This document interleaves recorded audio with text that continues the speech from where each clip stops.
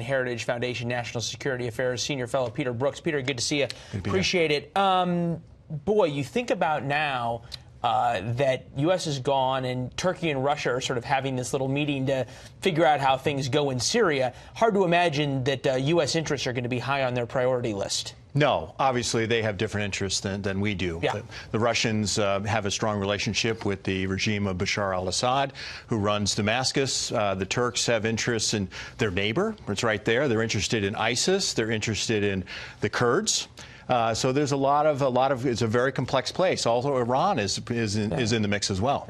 It's been a complex place for about 1,300 years. Yes, absolutely. Over there. We had some video in Kitty Logan's report of the U.S. troops in Manbij, which was the Kurdish stronghold there. And not only did they represent an enormous presence for the U.S. on the ground in terms of helping the Kurds fight, but it also meant because U.S. troops were there, U.S. air power was going to protect the Kurdish fighters there. Implicit, though, in U.S. troops leaving is that protection leaves.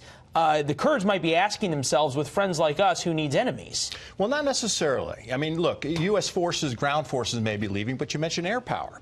You know, the United States is still going to be in Iraq, right, as far as we know. And the United States is still going to have air power and ground forces there, special forces in the region. Is the U.S. going to really start bombing Turkish forces if they start taking on the Kurds, or bombing Russian forces? John Bolton is on as a national security advisor on his way to Turkey next month, early next month. He's going to be in Israel as well. He's going to be talking to the Turks. And, of course, we don't want our NATO ally to work against our interests. So there's going to be a lot of consultations. Those are going on. It seems like the Turks haven't been like the best ally in the world lately. No, I agree with that. I agree with that. But they are a NATO ally. They're a partner. They can, we can talk to them. They obviously were part of this decision in the first place. Yeah, they're buying Russian air defenses, though. I mean, they don't seem like friends. Well, I see your point, and there's reasons. But the fact is, we can bring them back into the fold. It's a possibility in this new year, and we're going to put the efforts into doing that. Now, the Turks. What if those efforts fail?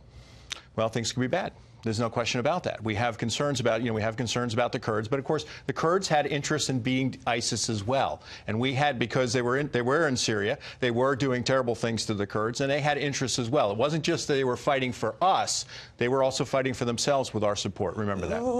Let's see if this is a fair way to summarize what you're saying, and that is that President Trump ran on a different foreign policy than both Republicans and Democrats have over the past 40 or so years, a much more, quote-unquote, America First policy, sort of pulling back from these large alliances and nation building and everything else.